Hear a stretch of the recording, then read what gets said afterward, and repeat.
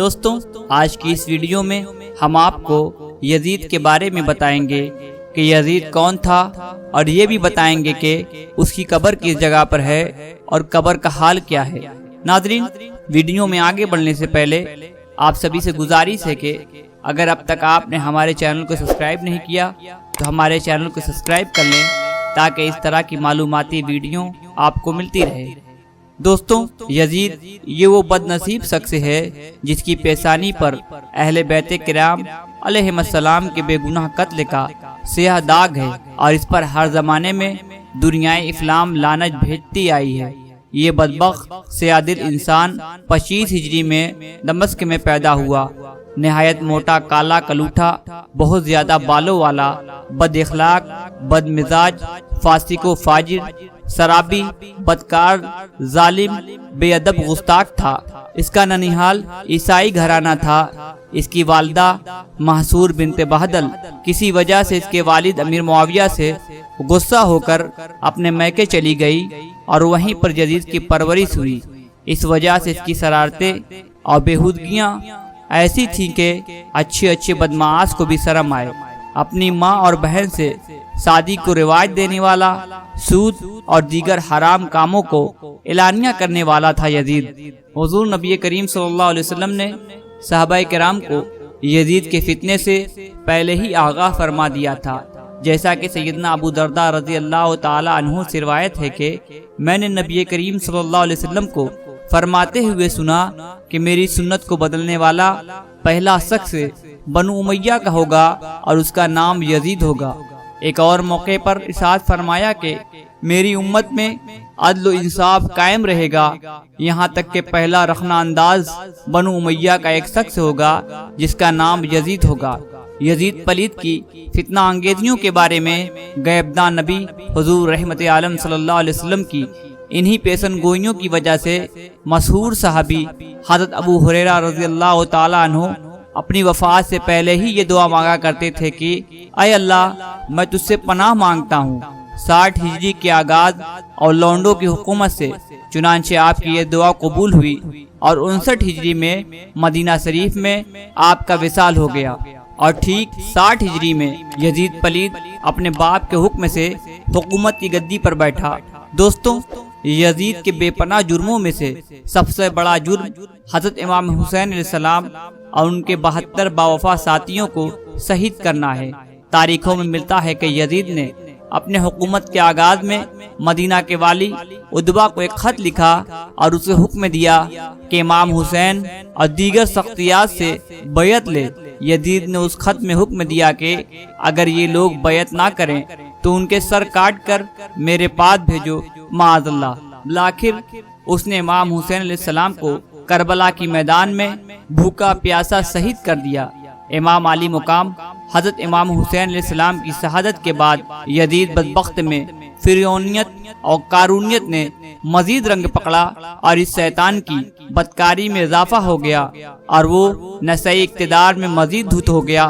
شرابی تو وہ پہلے ہی تھا، لیکن اب شراب نوشی کی کوئی حد نہ رہی۔ بدکار تو وہ پہلے ہی تھا، لیکن اب سوتیلی ماؤں، بہنوں اور بیٹیوں کے ساتھ بھی بدکاری پر اتر آیا۔ الغرض وہ گناہوں کا مجسمہ بن گیا اور اس کا ظلم و ستم انتہا کو پہنچ گیا۔ اسی وجہ سے لوگ خصوصاً اہل حجاز اس کی سخت مخالف ہو گئے، اور انہوں نے یزید کی بدکاریوں کی وجہ سے اس کے بیعت توڑ دی۔ چنانچہ حضرت حنظلہ کے بیٹے حضرت عبداللہ فرماتے ہیں کہ خدا کی قسم، ہم لوگوں نے یزید کی بیعت اس وقت توڑ دی جب ہمیں یہ خوف ہوا کہ کہیں یزید کی بدکاریوں کی وجہ سے ہم پر آسمان سے پتھر نہ برسنے لگیں۔ بلا صبح ماؤں، بہنوں اور بیٹیوں سے نکاح کرتا، شراب پیتا اور نماز نہیں پڑھتا تھا۔ جب یزید نے دیکھا کہ اہل حرمین اس کے سخت مخالف ہو گئے ہیں اور اس کی بیعت سے خارج ہو گئے ہیں، اور مکہ اور مدینے والوں کا خروج دوسرے علاقے کے لوگوں کے خروج کا سبب بنے گا، کیونکہ حرمین شریفین میں اسلام کا مرکز اور دل ہے، لہذا اس نے اپنے کردار کی ڈولتی نیا کو بچانے کی خاطر مسلم بن عقبہ کو 20,000 کا لشکر دے کر حرمین طیبین پر حملہ کرنے کے لیے بھیجا۔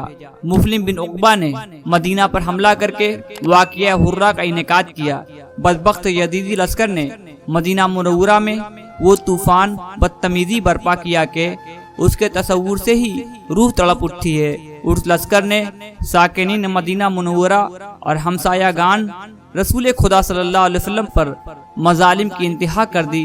قتل و غارت، لوٹ مار اور آبرو ریزی کا وہ بازار گرم ہوا کہ توبہ توبہ۔ یہ سب کرنے کے بعد شیخ عباس عموی نقل کرتے ہیں کہ 14 ربیع الاول ہجری 64 کو یزید کی ہلاکت کا دن ہے۔ امام طبری لکھتے ہیں کہ یزید 15 ربیع الاول ہجری 64 کو جمعرات کے دن مرا۔ اس کی موت کیسے ہوئی، اس بارے میں علماء کرام لکھتے ہیں کہ وہ ایک بیماری کی وجہ سے ہلاک ہوا۔ کہتے ہیں کہ اسے اچانک موت آئی، رات کو مستی کی حالت میں سویا، صبح کے وقت مردہ پایا گیا اور اس کی لاش خراب ہو چکی تھی۔ اس کے بارے میں یہ بھی کہا جاتا ہے کہ کچھ گدھوں نے اسے چیر پھاڑ کر وہیں پھینک دیا۔ چند دنوں تک اس کی لاش چیل کوؤں کی خوراک بنی رہی۔ بالآخر اسے ڈھونڈتے ہوئے اس کے نوکر چاکر وہاں پہنچے اور گڈھا کھود کر اس کی سڑی ہوئی لاش کو وہیں گڈھے میں دفن کر دیا۔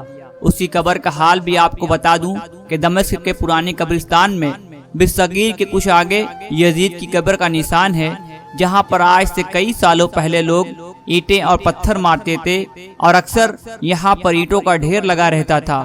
وہاں آج سیسا، کانچ اور لوہا پگھلانے کی بھٹی لگی ہوئی ہے۔ اس کارخانے میں شیشے کے برتن بنائے جاتے ہیں۔ اس لوہے اور کانچ کے گلانے والی بھٹی بالکل ٹھیک اس جگہ پر ہے یہاں یزید کی قبر تھی۔ گویا یزید کی قبر پر ہر وقت آگ جلتی رہتی ہے۔ میرے مسلمان بھائیوں، دیکھا آپ نے کہ حضور رحمت عالم صلی اللہ علیہ وسلم کے آل پاک سے دشمنی رکھنے اور انہیں تکلیف پہنچانے والوں کا کس قدر بھیانک انجام ہوتا ہے کہ مرنے کے بعد بھی انہیں کفن بھی نصیب نہیں ہوتا۔ دنیا میں بھی ذلت ان کا مقدر بن جاتی ہے اور آخرت میں بھی انہیں ذلت کا سامنا کرنا پڑتا ہے اور ان کا ٹھکانہ جہنم کی آگ ہے۔ نبی کریم صلی اللہ علیہ وسلم کا فرمان ہے کہ جس شخص نے میرے اہل بیت پر ظلم کیا اور مجھے میری اولاد کے بارے میں اذیت دی، اس پر جنت حرام کر دی گئی ہے۔ رسول اللہ صلی اللہ علیہ وسلم کو یزید سے زیادہ تکلیف کس نے دی؟ یقینی طور پر ہم کہہ سکتے ہیں کہ یزید جہنم کے سب سے نچلے طبقے میں ہے۔ کہا جاتا ہے کہ یہ وہ شخص ہے جس کے محل جیسا محل کسی کا نہیں تھا۔ یہ وہ شخص ہے کہ اس کی حکومت جتنی طاقتور تھی اتنی طاقتور کسی کی حکومت نہیں تھی، کہ اگر یزید چاہتا تو تاریخ میں اپنے آپ کو ایک بہترین شخص ثابت کر سکتا تھا، لیکن اس نے نواسائے رسول سیدنا امام حسین علیہ السلام سمیت 72 نفوس قدسیہ کے ساتھ نہ صرف انتہائی نامناسب سلوک کیا بلکہ ان کے خون ناحق سے بھی اپنے ہاتھ کو رنگ لیا اور ظلم و زیادتی کا وہ طوفان برپا کیا کہ جس کی داستان ہر محب اہل بیت کے لیے انتہائی